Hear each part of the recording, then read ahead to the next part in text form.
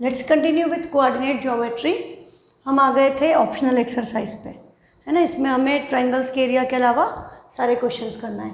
तो first question क्या कह रहा है, डिटरमाइन द रेशो कैलकुलेट करना है in which the line 2x + y - 4 = 0 divides the line segment joining the point A and B। यहाँ पर थोड़ा सा डिफरेंट क्वेश्चन है। A और B दो पॉइंट्स हैं जिनके कोऑर्डिनेट्स आपको गिवन है। A is 2, -2 and B is 3, 7। और ये एक लाइन की इक्वेशन है जो इसको किसी रेशो में डिवाइड कर रही है। तो आप अज्यूम कर सकते हैं कि लाइन मान लो ऐसे क्रॉस हो रही है या इधर से क्रॉस हो रही है, कैसे भी क्रॉस हो रही है, it is cutting this at some point. तो ये पॉइंट हमने ले लिया सपोज P और इसके कोऑर्डिनेट हमने क्या अज्यूम कर लिए, x, y। और आपका ये क्या होगा, x1 y1 and this is your x2 y2। अब आपको इस लाइन की इक्वेशन पता है। You know that the graph of a straight line is graph of a 2 variable linear equation is a straight line. हम लीनियर इक्वेशन इन 2 वेरिएबल का जब graph बनाते हैं तो वो एक स्ट्रेट लाइन आता है। तो ये स्ट्रेट लाइन इस इक्वेशन का ग्राफ है, ठीक। तो हमारा ये जो x और y के कोऑर्डिनेट्स हैं, जो इस पॉइंट के कोऑर्डिनेट है जो कट कर रहा है, वो इस इक्वेशन को सेटिस्फाई करेगा। मतलब हम जब यहाँ पर रेशो निकालना है तो रेशो अननोन हम क्या लेते हैं, k:1। This is a convention. आपकी बुक में भी मेंशन है कि k कैसे आया, m1/m2। ऐसे तो हम कोई भी वेरिएबल ले सकते हैं, बट जो कन्वेंशन है उसको फॉलो करना ज़रूरी होता है। क्योंकि जो चल रहा है, आप यदि आप उठा के आपने m लिख दिया k की जगह और आपने एक्सप्लेन नहीं किया कि व्हाट इज़ m, तो टीचर को समझ में ही नहीं आएगा, नंबर 1। नंबर 2, टीचर्स की हैबिट होती है जिस तरह से पैटर्न चल रहा है कि k:1 ही अज्यूम किया जाता है। आपके एनसीईआरटी में भी है, आप कोई भी बुक उठा करके देख लो, कोई भी रेफरेंस बुक उठा करके देख लो, किसी और में k:1 के अलावा कोई और रेशो दिया है क्या? हाँ, कहीं भी k:1 के अलावा कुछ और नहीं दिखेगा। तो बिना बात हम चीज़ों को कॉम्प्लिकेटेड नहीं करें, हमको जो दिया है हम उसको फॉलो कर लें कि k:1 लेना है, ठीक। तो हमने रेशो ले लिया k:1। अब हम ये k:1 रख के सेक्शन फॉर्मूला लगा के x और y की वैल्यू निकालेंगे। जो भी x और y की वैल्यू आएगी वो इस ग्राफ पे, इस लाइन पर लाई कर रही है, इसका मतलब वो इस इक्वेशन को सेटिस्फाई करेगी। तो हम जो x y की वैल्यू निकालेंगे वो हम इस इक्वेशन में सब्स्टिट्यूट करेंगे, then we will get the value of k। तो बाय सेक्शन फॉर्मूला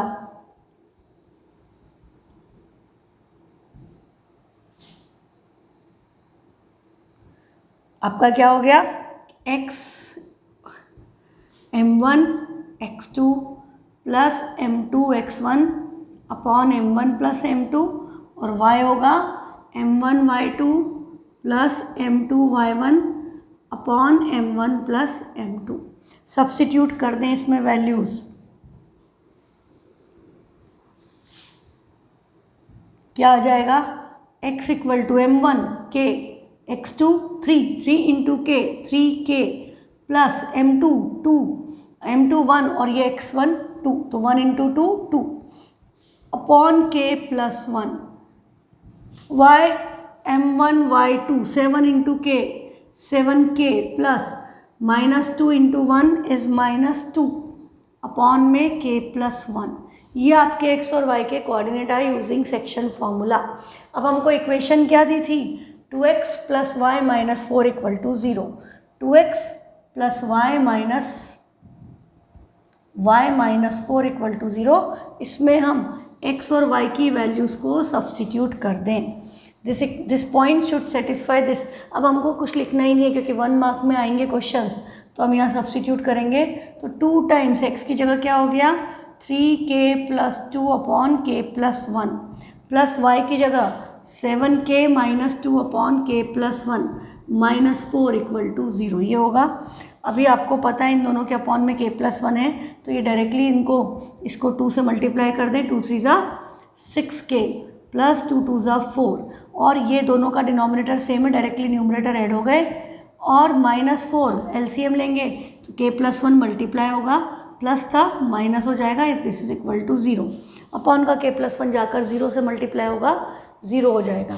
तो अभी आपका क्या बचा, 6k plus 7k 13k minus 4k तो 9k, 13 माइनस 4 9, तो 9k ये +4 माइनस 4 माइनस 2 इक्वल टू 0, तो k की वैल्यू क्या आ गई 2/9, तो रेशो क्या आ गया 2:9।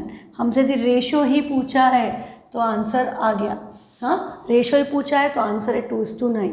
अब यदि आपसे इसके कोऑर्डिनेट्स पूछे होते कि find the value of x and y, तो हम क्या करते, हम यहाँ पर इसी फॉर्मूले में रखते 2 और y 9, हाँ m1 m2 की जगह यहाँ पर नहीं रखते, क्योंकि 2/9 यहाँ पर कैंसिल नहीं होता, x तो आ जाता, पर फ्रैक्शन में एलसीएम काम बढ़ जाता, तो हम यहाँ पर वापस 2:9 की वैल्यू रख करके निकाल सकते थे कि कोऑर्डिनेट्स क्या हैं। 2:9 रखेंगे तो ये 2 ये 9, 2 × 3 6 प्लस 9 2 18/9 प्लस 2 11, ये हो गया 24/11 इसके कोऑर्डिनेट x के। y निकालते हैं तो 9 7 63, सॉरी 2 7 14 प्लस 9 2 18 माइनस 4/11, तो y आता -4/11, x आता 24/11। तो यदि हमको कोऑर्डिनेट पूछे होते तो हम ये करते, पर हमसे सिर्फ रेशियो पूछा था तो 2:7 जो भी 9 जो आया था वो लिख करके छोड़ देंगे। नेक्स्ट क्वेश्चन है find a relation between x and y if the points are collinear. अब ऐसा क्वेश्चन आपसे नहीं पूछा जा सकता, क्यों नहीं पूछा जा सकता, क्योंकि ये एरिया ऑफ ट्राइंगल पर बेस्ड है, कि हम इसमें एरिया ऑफ ट्राइंगल को 0 से इक्वेट करते तो हमारा रिलेशन निकलता। अदरवाइज़ हम ये नहीं कह सकते ना कि ये पॉइंट किधर है, ये किधर है, ये किधर है, हमको उनकी पोजीशन नहीं दी है कि कौन सा उनके बीच में है नहीं है, हाँ तो हम यहाँ पर डिस्टेंस फॉर्मूला लगा के कुछ भी नहीं कर पाएंगे। आपका एक्स वाई में इक्वेशंस आएगी, बट जब तक आपको उनकी पोजीशंस नहीं पता है कि AB + BC = AC या AB + BC = BC, है ना, AB + AC = BC, वो पता नहीं, तब तक अपन नहीं कर सकते। तो ये क्वेश्चन भी आपका बाहर हो गया सिलेबस से, ठीक है। फिर आपका third question, find the centre of a circle passing through the points.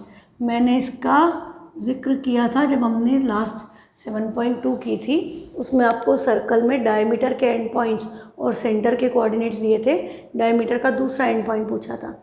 यहाँ पर क्या बोला है कि find the centre of a circle passing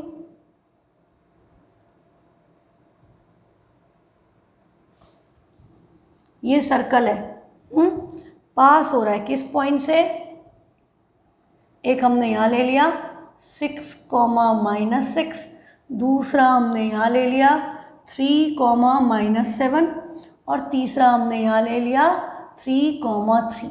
ये सर्कल जो है इन तीनों पॉइंट से पास हो रहा है और आपको इसका सेंटर निकालना है। तो हमने सेंटर ले लिया O, कोऑर्डिनेट ले लिए x, y, इसको इससे ज्वाइन किया, इसको इससे ज्वाइन किया, इसको इससे ज्वाइन किया। याद आ गया मर्सिडीज़ बेंच का सिंबल, हाँ मर्सिडीज़ बेंच का सिंबल बनना चाहिए। आपको ये नहीं दिया है कि एंड पॉइंट्स डायमीटर के हैं या सेम लाइन पे लाई कर रहे हैं, कोलिनियर नहीं दिया है। तो यदि आपने यहाँ पे डायमीटर लगा के मिड पॉइंट फॉर्मूला से निकाल दिया तो पूरा गड़बड़ हो जाएगा बेटा, है ना, ये ध्यान रखना। तो जब भी पासिंग थ्रू द पॉइंट्स दिया है तो Mercedes Benz, don't take it as diameter, ये याद रखा। अब हमको क्या करना है, ये हमारा हो गया suppose x1 y1 a b c, x2 y2 x3 and y3। अभी आपको क्या पता है कि OA OB OC सब आपस में इक्वल है, क्योंकि रेडियस ऑफ सेम सर्कल, एक ही सर्कल की रेडियस है, तो ये सब आपस में इक्वल है। तो आपको ये भी पता है कि डिस्टेंस फार्मूला लगेगा, डिस्टेंस फार्मूला लगेगा तो स्क्वायर कर दें, तो OA square OB square OC square सब आपस में क्या होंगे, इक्वल। हाँ, अब हमको इनको इक्वेट करना है। तो अब देखो थोड़ा सा स्मार्ट काम ये करें कि हम इनके कोऑर्डिनेट्स पे ध्यान दें। यहाँ x3 है, यहाँ भी x3 है, यहाँ x6 है, तो what should be compared, OB should be compared with OC। Why? क्योंकि x कोऑर्डिनेट सेम है, तो वो x - 3 का ब्रैकेट डायरेक्टली कैंसिल हो जाएगा। ओपन करने की ज़रूरत नहीं पड़ेगी। मतलब हम कोऑर्डिनेट्स पे ध्यान दें, यदि कोई कोऑर्डिनेट x या y दोनों में से सेम है तो आप सबसे पहले उनको ही आपस में इक्वेट करो, सॉल्यूशन इजी होगा, है ना। तो हमें काम आसान ही करना है, तो हमने क्या कर लिया, पहले OB² = OC² लिया। तो OB क्या होगा, एक बार डिस्टेंस फार्मूला लिख देना, by distance formula √x2 - x1² + y2 - y1²। अब यहाँ पर x - 3 अंडर रूट नहीं लिखेंगे, हाँ, क्योंकि हम स्क्वायर कर चुके हैं। x - 3 का whole square plus y minus minus plus 7 का होल स्क्वायर इक्वल टू, इधर क्या आएगा, x - 3 का होल स्क्वायर प्लस y - 3 का होल स्क्वायर, ये आया। अब देखो मुझे x - 3 का होल स्क्वायर ब्रैकेट ही ओपन करने की ज़रूरत नहीं है, क्योंकि इक्वल टू के इधर उधर है। यदि आपने ब्रैकेट ओपन करके उसको x² - 6x + 9 भी लिख दिया तो भी दोनों कंबाइन होकर पूरा कैंसिल होगा। तो इट्स बेटर कि हम उसको यहीं कैंसिल करें। हमने ऑप्शन चूज़ भी ये वाला इसीलिए किया ताकि डायरेक्टली कैंसिल हो जाए। अब हमारा इसका और इसकी आइडेंटिटीज़ ओपन करनी है, तो फिर आपके पास दो चॉइस है, एक तो इसको इधर ला करके a² - b² से करें, ये डायरेक्टली ओपन कर दें। मैं दोनों बता देती हूँ। तो y² + 14y + 49 = y² - 6y + 9। y² cancel, -6y इधर आएगा, 14y + 6y कितना हो गया, 20y। 9 - 49 - 40, y की वैल्यू क्या आ गई, -2। y comes out to be -2। और यदि आपने इसकी बजाय यदि ऐसे किया होता, इसको इधर लाए होते, तो ये क्या होता, y + 7 का स्क्वायर माइनस y - 3 का स्क्वायर = 0। अब हम आइडेंटिटी लगाते हैं a² - b²। This is your a and this is your b। तो a + b मतलब y + 7 + y - 3। दूसरे ब्रैकेट में क्या आता है, a एज इट इज़, और यहाँ पर माइनस, तो साइन चेंज, तो -y - +3 = 0। Now you can check out कि यहाँ पर +y - y कैंसल, 7 + 3 मल्टीप्लिकेशन में क्या आ गया, 10। y + y 2y, 7 - 3 is +4 into 10 = 0। तो मल्टीप्लिकेशन का 10 तो उधर चला गया, कोई फ़र्क नहीं। तो 2y = -4, y की वैल्यू अभी भी क्या आई, -2। फर्स्ट वाला ज़्यादा इजी था ओपन कर देने में, है ना, डायरेक्टली कैंसिल होकर जल्दी आ गया था। चॉइस आपकी, आप दोनों में से कुछ भी कर सकते हैं। तो y की वैल्यू आ गई -2, तो हमको इसका y कोऑर्डिनेट तो मिल गया है, अब x बचा है। अब हमें क्या करना पड़ेगा, अब हमें कोई दूसरा रिलेशन लेना पड़ेगा। अब हम OB OC नहीं ले सकते फिर से, अब हम या तो OA OB लें या OA OC लें, चॉइस आपकी है। अभी देखें यहाँ पर दोनों में कुछ भी सेम नहीं है, तो हम सपोज OA एंड OC ले लेते हैं। हाँ, मैं OA² = OC² कर देती हूँ। तो OA x तो यही है, x - 6 का होल स्क्वायर प्लस y की वैल्यू आप कैलकुलेट कर चुके हो, सब्सटीट्यूट करोगे तो -2 माइनस +6 का होल स्क्वायर इक्वल टू, यहाँ आएगा x - 3 का होल स्क्वायर प्लस -2 - 3 का होल स्क्वायर। वैल्यू सब्सटीट्यूट करनी है, निकल चुकी है तो ज़रूर रखो।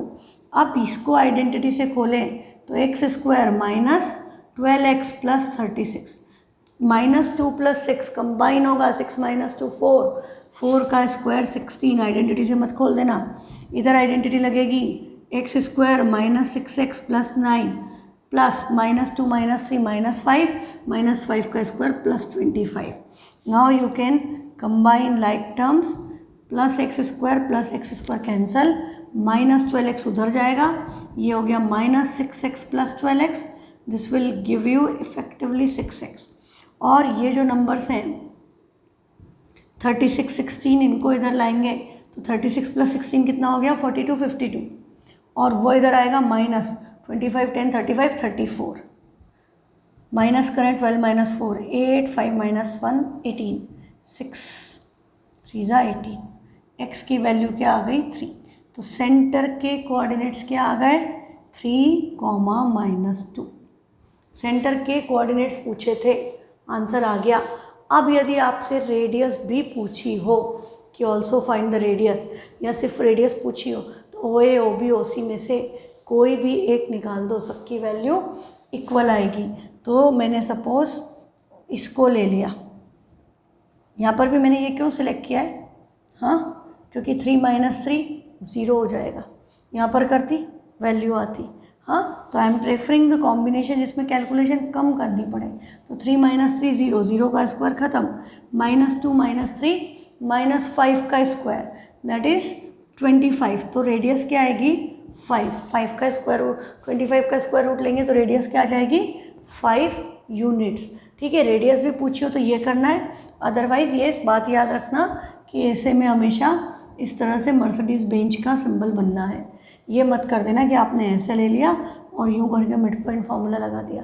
देखो अभी यदि मिड पॉइंट लगा देते तो देखो आंसर क्या आता, 6 + 3 9, 9/2 4.5, -6 - 7 -13/2 मतलब -6.5, जबकि अपने सॉल्यूशन कुछ और ही आए है ना, सेम नहीं है। तो ये बात याद रखो। और इधर से निकालते तो देखो क्या आता, 3 + 3 6/2 3, और -7 + 3 -4/2 दैट इज़ -2, 3, -2 आते, तो दोनों तरह से अलग अलग आ रहे हैं। और इससे निकालेंगे तो भी ये फर्स्ट तो ये आएगा -6 + 3 -3/2 -1.5, सारे ही सॉल्यूशन अलग अलग, मिड पॉइंट नहीं है वो, हाँ ये बात याद रखना कि that will not be a mid point. Next question है question number 4th। The 2 opposite vertices of a square, square के 2 अपोजिट वर्टेक्स आपको दे रखे हैं, नंबरिंग आपकी मर्जी से ABCD कर दी। तो अपोजिट वर्टेक्स मतलब -1, 2 and this is 3, 2। Find the coordinate of the other 2 vertices. ये बड़ा इंपॉर्टेंट क्वेश्चन था पहले, अभी तो पता नहीं है 1 मार्क में तो नहीं आना चाहिए क्योंकि थोड़ा सा टाइम लगता है इसको करने में, पर करना तो पड़ेगा एक बार है ना। तो यहाँ पर क्या हो गया, अपोजिट वर्टेक्स गिवन है और स्क्वायर है मतलब all sides are equal, all angles are 90, ये आपको पता है। तो हम क्या करें, हम B या D में से किसी भी एक के कोऑर्डिनेट्स को अज्यूम कर लें। तो सपोज़ मैंने यहाँ पर ये वाला ट्राइंगल ले लिया, B के कोऑर्डिनेट्स मैंने अज्यूम कर लिए x, y। अब आपको पता है कि in square sides are equal, AB and BC आपस में इक्वल होंगे है ना, और एंगल B क्या होगा 90 डिग्री होगा, और पाइथागोरस लगेगा तो AB² + BC² = AC² भी आएगा, और AB और BC आपस में इक्वल है तो हम इसको 2 टाइम्स AB² = AC² ऐसा भी लिख सकते हैं। This is by Pythagoras theorem, हाँ क्योंकि एंगल स्क्वायर में 90 डिग्री होते हैं तो ये सारी बातें मेंशन करनी होती है। ठीक, तो अब बेटा क्या करें, हम पहले एक बार AB और BC इक्वल है तो AB² = BC² की कंडीशन अप्लाई कर दें।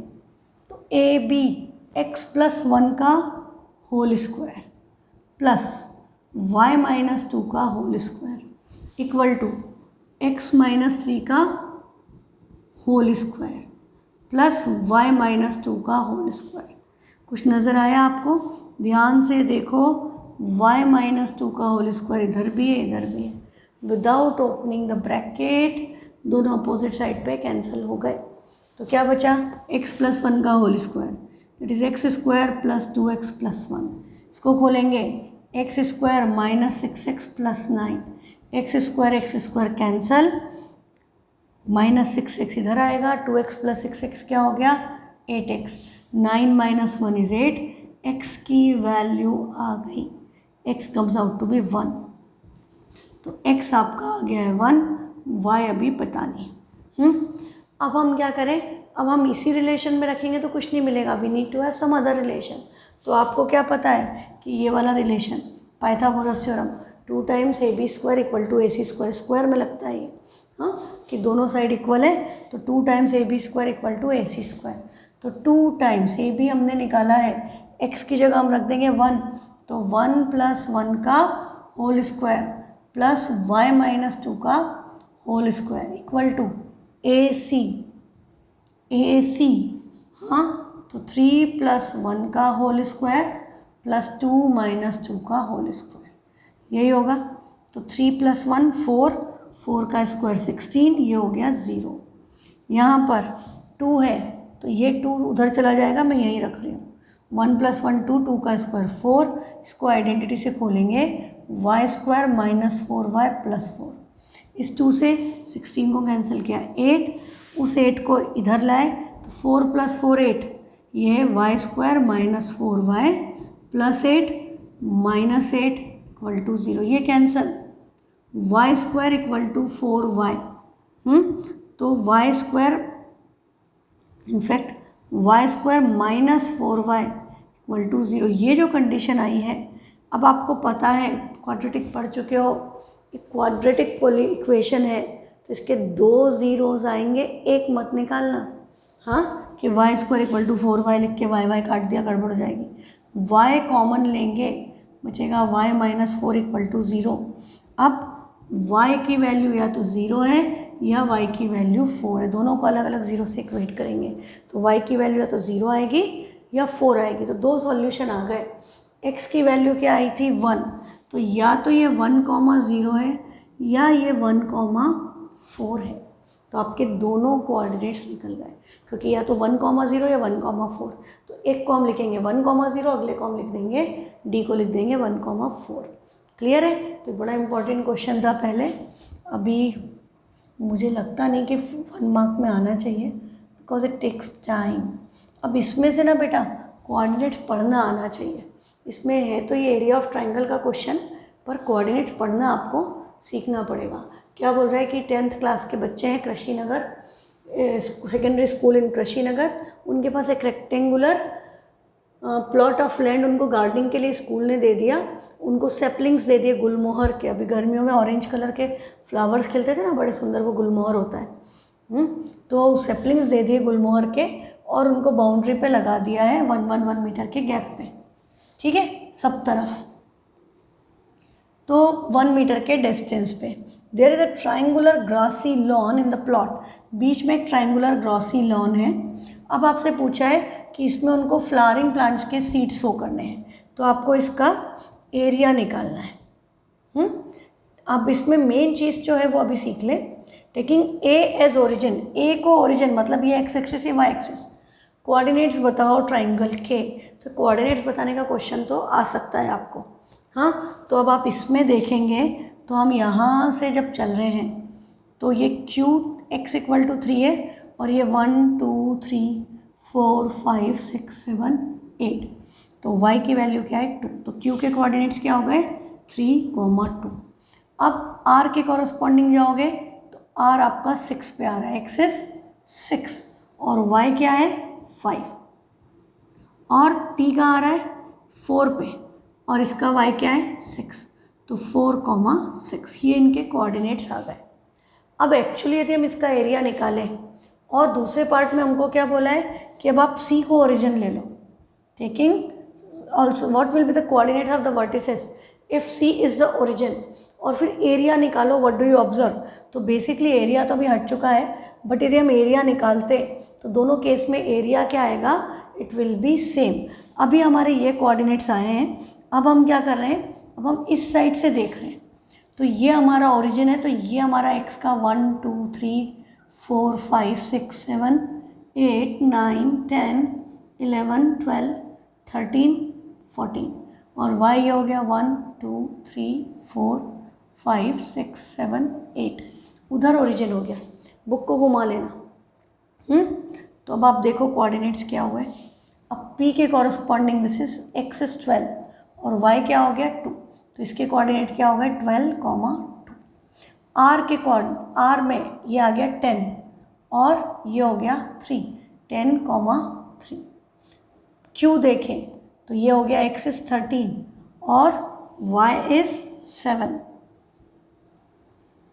6, 13,6, दिस इज 13,6। तो कोऑर्डिनेट्स पूरे ही चेंज हो गए, पर एरिया सेम आएगा क्योंकि ट्राइंगल तो सेम है ना। तो हम यदि एरिया लगाते तो एरिया सेम आता, पर अभी हमको ये करने की ज़रूरत नहीं है क्वेश्चन, क्योंकि अभी आपके सिलेबस से हट चुका है।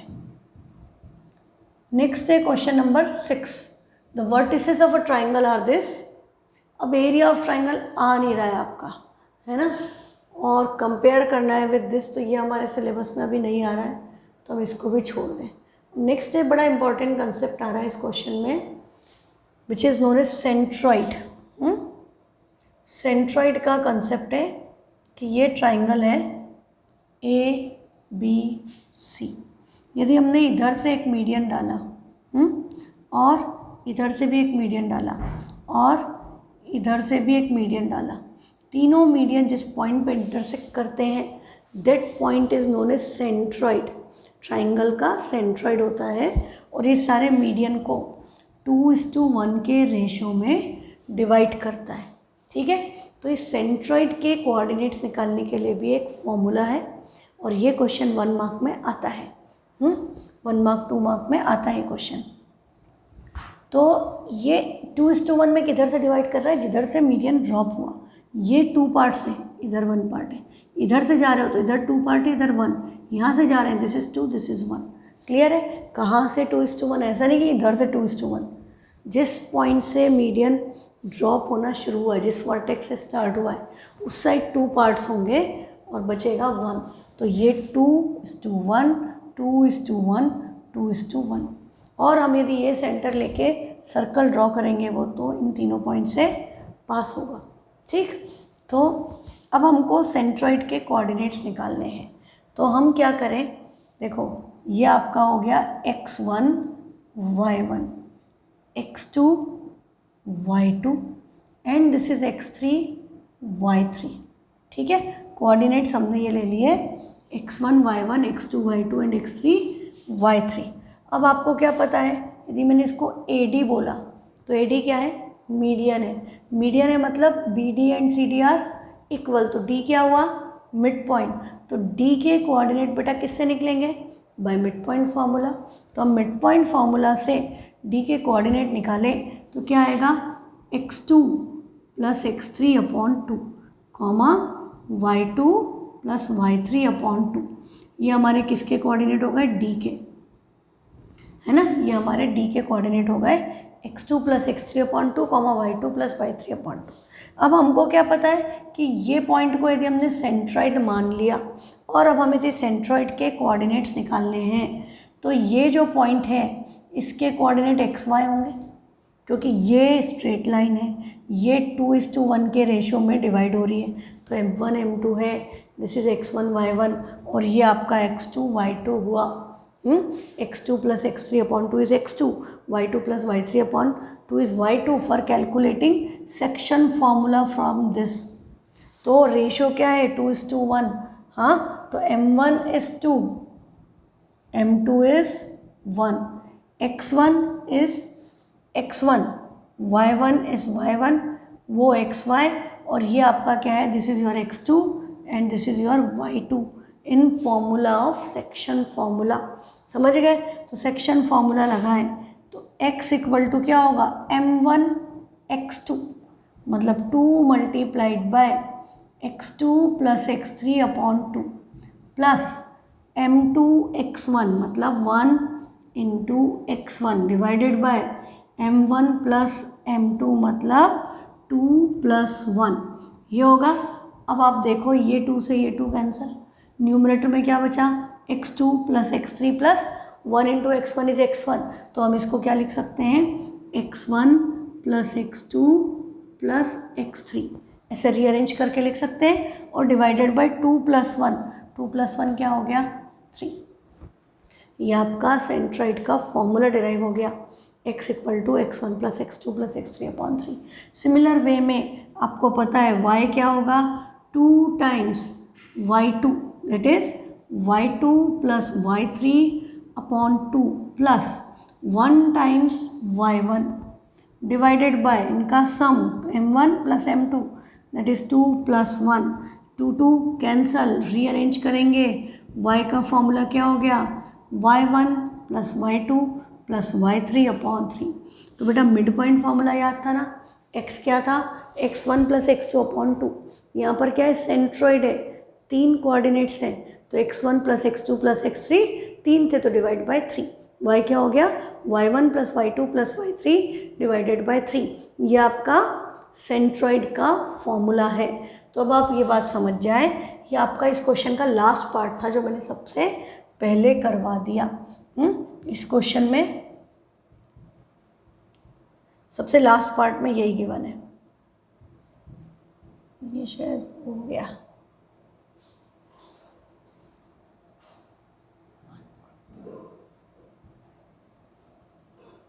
ग्रुप हो गया था वो उसके साथ।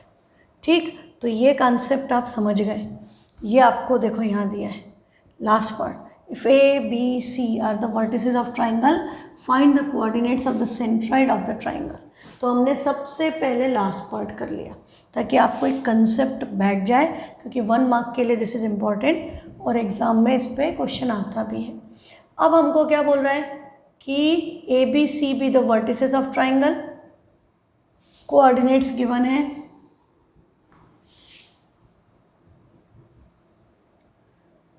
ए के हैं 4,2, बी के हैं 6,5 एंड सी के हैं 1,4। अब बोल रहा है the median from A meets B C at D, ये बी है। Find the coordinates of the point D. तो डी के कोऑर्डिनेट किससे निकलेंगे? मिड पॉइंट फॉर्मूला से। तो कोऑर्डिनेट्स ऑफ डी क्या होगा? 6 + 1 7/2, 5 + 4 9/2। ये आपने डी के कोऑर्डिनेट्स निकाल दिए। ये आपका फर्स्ट पार्ट हो गया। फिर बोला find the coordinates of the point P on A D such that, कोई पॉइंट पी लो कि A P ratio P D क्या हो? 2:1। तो अब हमें पी के कोऑर्डिनेट्स निकालना है। तो हम पी के कोऑर्डिनेट्स निकालने के लिए सेक्शन फॉर्मूला लगाएंगे और पी के कोऑर्डिनेट्स को क्या अज्यूम कर लेंगे? X and y. तो पी के लिए एक्स क्या होगा बेटा? m1 x2, मतलब 2 × 7/2 प्लस 1 × 4 डिवाइडेड बाय 2 + 1, ये आएगा। तो देखो ये 2 कैंसल, ये हो गया 7 + 4 डिवाइडेड बाय 3 दैट इज़ 11/3। तो आपका p का x कोऑर्डिनेट क्या आया? 11/3। अब हम क्या कैलकुलेट करें इसका? y coordinate. तो वो क्या होगा? 2 × 9/2 प्लस 1 × y क्या है? 2। तो ये कैंसल और अपॉन में तो 2 + 1 अगेन 3 होगा। तो 9 + 2 फिर क्या आ गया? 11/3। तो x और y के कोऑर्डिनेट p के लिए आपके क्या आ गए? 11/3, 11/3। ये हमने d और p निकाल लिया। अब हमको नेक्स्ट पार्ट में क्या बोला है कि find the coordinates of point q and r on median. q BE median पे कोई पॉइंट लो Q कि वो भी 2:1 के रेशो में डिवाइड करेगा। एक CF मीडियन लो, उस पर भी एक पॉइंट लो R, वो भी 2:1 के रेशो में डिवाइड कर रहा है। और सबके कोऑर्डिनेट्स निकालो। तो भाई आपको D के निकल चुके हैं। अब हमें क्या करना पड़ेगा? अब हमें इधर से पहले क्या निकालना पड़ेगा? E के कोऑर्डिनेट्स। तो E क्या हुआ? इन दोनों का मिड पॉइंट। तो 4 + 1 5/2, 4 + 2 6/2 दैट इज़ 3। हाँ, F क्या हुआ? इन दोनों का मिड पॉइंट। तो 4 + 6 10, 10/2 इज़ 5 एंड 5 + 2 7/2। ये आपके इसके कोऑर्डिनेट्स आ गए। अब हम क्या करें? अब हम यदि Q के, इस पे हमने लिया है पॉइंट Q के कोऑर्डिनेट्स निकालें तो Q का x और y, तो देखो फिर से सेक्शन फॉर्मूला, रेशो क्या है? 2:1। तो ये होगा 2 × इसका ये क्या है? 5/2 प्लस 1 × 6 डिवाइडेड बाय, तो आप अभी तक समझ ही चुके हो 2 + 1 दैट इज़ 3। ये 2 कैंसल, वैल्यू क्या आ गई? 5 + 6 11/3। Q का भी x क्या आ गया? 11/3। अब Q के लिए y निकालें तो 2 × 3 plus 1 × 5 divided by 2 + 1 that is 3। 3 2 = 6, 6 + 5 is again 11/3। तो Q का भी x और y कोऑर्डिनेट हमारा क्या आ गया? 11/3। अब हमें क्या निकालना है? अब हमें R निकालना है। तो R के लिए निकालें x, तो 2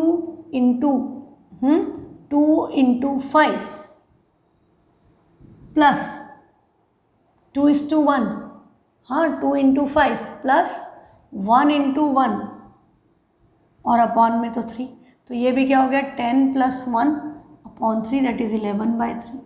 अब इसका ये x है, इसका y निकालेंगे तो 2 into 1 plus 7/2 into 4 divided by 3, ये 2 2 ज़ा 4, 7 2 ज़ा, एक सेकेंड, 2 इंटू 7/2, सॉरी 2 इंटू 7/2, मैंने गलत लिख दिया, 2 इंटू 7/2, 2 इंटू 7/2 प्लस 1 इंटू 4 और अपॉन में 3, तो ये भी क्या हो गया 7 प्लस 4/3 दैट इज 11/3। तो आर के कोऑर्डिनेट्स भी हमारे क्या आ गए, यही आ गए 11/3, 11/3। क्या पता चला, तीनों के कोऑर्डिनेट सेम है, तो तीनों अलग अलग पॉइंट नहीं है, दे रिप्रेजेंट सेम पॉइंट, तो वो तीनों ही एक्चुअली PQR तीनों सेम पॉइंट को ही रिप्रेजेंट कर रहे हैं। अब आपसे पूछा है व्हाट डू यू ऑब्जर्व, तो ये पॉइंट क्या हुआ, this is known as centroid, कि PQR are the same point which is known as centroid. अब देखो इसमें हमने जो फॉर्मूला डिराइव किया था, यदि हम वो रख देते तो x1 plus x2 plus x3, 6 plus 4 10, 10 plus 1 11 और अपॉन में क्या आता है 3, 5 प्लस 2 7, 7 प्लस 4 11/3, ये हमारे सेंट्रॉइड के कोऑर्डिनेट्स डायरेक्टली आए। तो 2 4 6 और ये 2 8 कोऑर्डिनेट में से कोई भी 6 दे दिए और 2 पूछ लिए, सेंट्रॉइड के पूछ लिया या सेंट्रॉइड के दे दिए और ट्राइंगल के 2 दे दिए वर्टिसेस, एक पूछ लिया, आप कैलकुलेट कर सकते हैं। तो ये 1 मार्क के लिए इंपॉर्टेंट कंसेप्ट है, इसको याद रखें। तो ये वाला भी हो गया हमारा। अब हमारा लास्ट क्वेश्चन है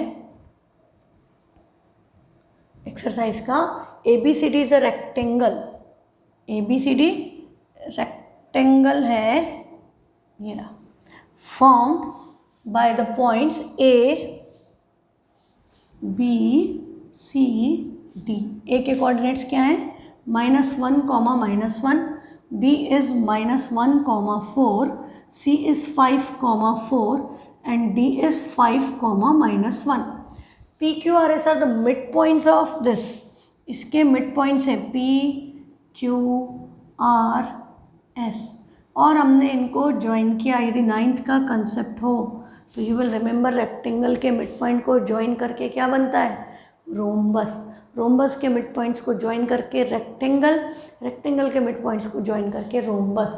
अब आपसे पूछा है कि ये PQRS क्या है, स्क्वायर है, रेक्टेंगल है, रोम्बस है और क्यों है, जस्टिफाई योर आंसर। तो बेटा 1 मार्क में तो सीधे क्या आएगा, रोम्बस, रोम्बस के मिड पॉइंट्स को ज्वाइन करते, हाँ, यदि मैं इसके अंदर के मिड पॉइंट्स को भी ज्वाइन कर देती इस तरह से तो मुझे क्या मिल जाता है, एक रेक्टेंगल, ये बात याद रखना। अच्छा, अभी हमको प्रूव करना है तो हम कैसे करेंगे, हम सिंपली पहले तो मिड पॉइंट फॉर्मूला लगा करके P के कोऑर्डिनेट्स निकालेंगे। तो -1 ऐड होके क्या हुआ, -2 divided by 2 will be again -1, -1 plus 4 3, तो ये आ गया 3/2। फिर Q के कोऑर्डिनेट्स क्या हो गए, 5 - 1 4, 4/2 that is 2, 4 plus 4 same number हो ना तो सेम ही आएगा, 4 4 है तो 4 प्लस 4 8, 8/2 इज अगेन 4। जैसे यहाँ पर देखो 4 4 था, 4 आया, ये -1 था, ये -1 आया, तो दोनों सेम हो तो सीधे लिख दो।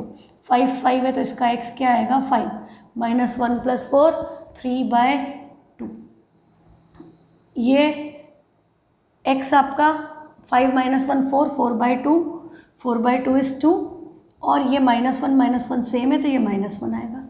ये कोऑर्डिनेट्स आ गए। अब हमें क्या चेक करना है कि ये है क्या, तो हमें क्या निकालना पड़ेगा, ऑल साइड्स, यदि सारी साइड इक्वल आ गई, इनफैक्ट इसमें आपको पता ही होना चाहिए। तो अब हम निकालें एक बार PQ, QR, RS and PS, ये सब इक्वल आएंगे तो हम क्या बोल देंगे कि रोम्बस है, because all the sides are equal. तो PQ क्या हुआ, -2 + 1 3 का होल स्क्वायर प्लस 4 - 3/2 का स्क्वायर, तो 3 का स्क्वायर 9, 4 - 3/2 तो 4 2 8, 8 - 3 5, 5/2, 5 का स्क्वायर 25, 2 का स्क्वायर 4, 9 4 36, 36 प्लस 25 डिवाइडेड बाय 4,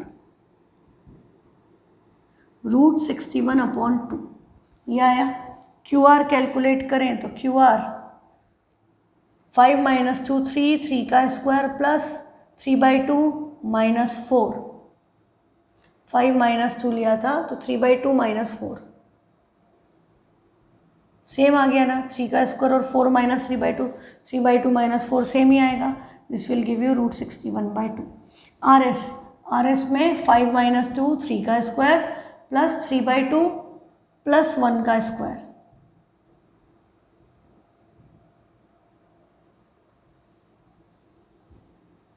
तो ये क्या हो गया 3/2 प्लस 1 का स्क्वायर, तो ये तो हो गया 9 प्लस ये 3 प्लस 1 3 प्लस 2 अगेन क्या हो गया 3/2 प्लस 1 3 प्लस 2 5/2 का स्क्वायर,